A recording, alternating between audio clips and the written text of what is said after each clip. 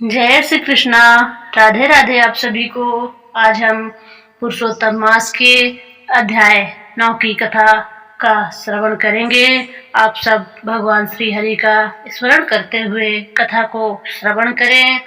सूत जी बोले, हे ऋषियों, पिछले अध्याय में आपने सुना कि मेधावी ऋषि के देह त्याग देने के बाद उनकी पुत्री अकेले रह गई थी। वह अपने पिता के वियोग में अत्यंत दुखी होकर आश्रम में रहने लगी थी। अब आगे की कथा सुनिए। मेधावी ऋषि की कन्या दिन रात अपने पिता को याद करके रोती रहती थी। उसका घर सूना हो गया था। ना माता थी, ना पिता, ना कोई भाई बंधु। वह अपने को संसार में बिल्कुल अकेला अनुभव करती थी। उसकी आंखों से हर समय आंसू बहते रहते। वह सोचती, अब मेरा सहारा कौन है? मेरे जीवन का क्या होगा? मेरा विवाह कैसे होगा?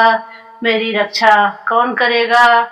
इन चिंताओं में उसका शरीर भी कमजोर होने लगा। उसी समय भगवान की प्रेरणा से एक दिन महान तपस्वी दुर्वासा ऋषि उस वन में आए। दुर्वासा ऋषि बहुत तेजस्वी थे। उनकी जटाएं लंबी थी। उनका स्वरूप अत्यंत प्रभावशाली था। देवता भी उनके क्रोध से भय खाते थे, लेकिन वे धर्मात्माओं और भक्तों पर सदैव कृपा करते थे। कथा सुनाते हुए भगवान श्री कृष्ण ने युधिष्ठिर से कहा, हे राजन, यह वही दुर्वासा ऋषि हैं जिन्होंने तुम्हारी माता कुंती ने अपने बचपन में प्रसन्न किया था, जिनकी कृपा से कुंती को वह दिव्य मंत्र प्राप्त हुआ था जिससे वे देवताओं का आवाहन कर सकती थी। फिर भगवान ने दुर्वासा ऋषि के क्रोध का एक प्रसंग भी बताया। एक बार भगवान श्री कृष्ण और रुक्मिणी जी दुर्वासा ऋषि का रथ खींच रहे थे। चलते चलते रुक्मिणी जी को बहुत प्यास लगी। भगवान श्री कृष्ण ने अपने चरण से पृथ्वी को स्पर्श किया और वहां से एक दिव्य जल धारा प्रकट हो गई। रुक्मिणी जी ने वह जल पी लिया, लेकिन दुर्वासा ऋषि को लगा कि उनकी अनुमति के बिना ऐसा किया गया है। वे क्रोधित हो गए और उन्होंने श्री कृष्ण तथा रुक्मिणी को कुछ समय के वियोग का शाप दे दिया था। इस घटना से श्री कृष्ण ने युधिष्ठिर को दुर्वासा ऋषि के तेज और प्रभाव का परिचय दिया। जब मेधावी ऋषि की पुत्री ने दुर्वासा ऋषि को अपने आश्रम की ओर आते देखा तो वह तुरंत उठकर उनके चरणों में गिर गई।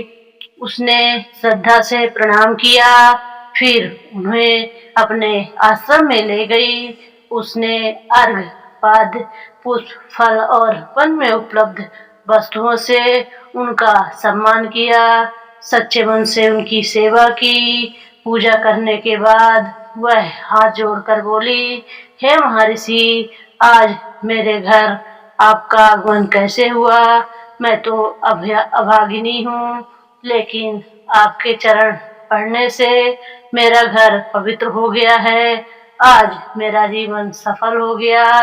आज मेरा भाग्य जाग उठा है। आप जैसे महान संत के दर्शन मिलना मेरे लिए बहुत बड़ा सौभाग्य है।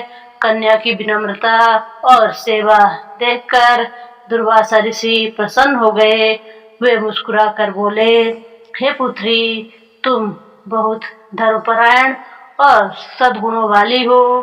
तुमने अपने पिता के कुल का नाम उज्जवल कर दिया है।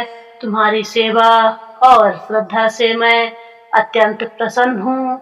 इसी कारण मैं तुम्हें आशीर्वाद देने आया हूँ। दुर्वासा ऋषि की कृपा से देखकर कन्या का हृदय भर आया।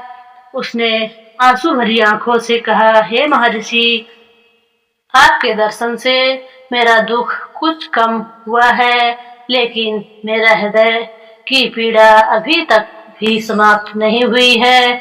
मेरे पिता अब इस संसार में नहीं है। मेरी माता पहले ही स्वर्ग सिधार चुकी हैं। मेरा कोई भाई भी नहीं है। मैं बिल्कुल अकेली हूँ। कन्या ने आगे कहा, मेरी सबसे बड़ी चिंता विवाह की है।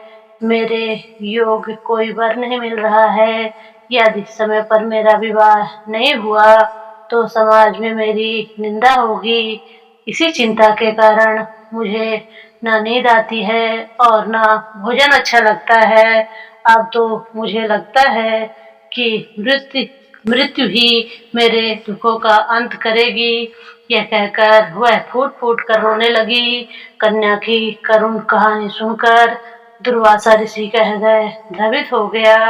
उन्होंने समझ लिया कि यह केवल साधारण दुख नहीं है, यह कन्या भाग्यवती है और भविष्य में इसके जीवन में कोई महान परिवर्तन होने वाला है। दुर्वासा ऋषि कुछ देर तक विचार करते रहे। फिर उन्होंने उसे दुख दूर करने का उपाय सोचा। इस अध्याय में हमने मेधावी ऋषि की पुत्री पिता के वियोग में अत्यंत दुखी रहती है। भगवान की प्रेरणा से दुर्वासा ऋषि उसके आश्रम में आते हैं। कन्या श्रद्धा पूर्वक उनका स्वागत और पूजन करती है। दुर्वासा ऋषि उसकी सेवा से प्रसन्न हो जाते हैं।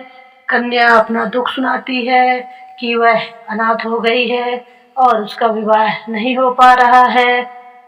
वह कहती है कि इस चिंता से उसका जीवन दुखमय हो गया है।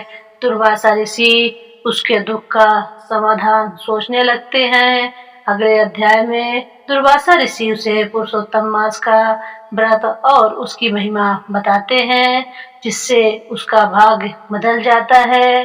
बोलो पुरुषोत्तम भगवान की जय। जय श्री राधे कृष्णा। हरि शरणम हरि शरणम हरि शरणम।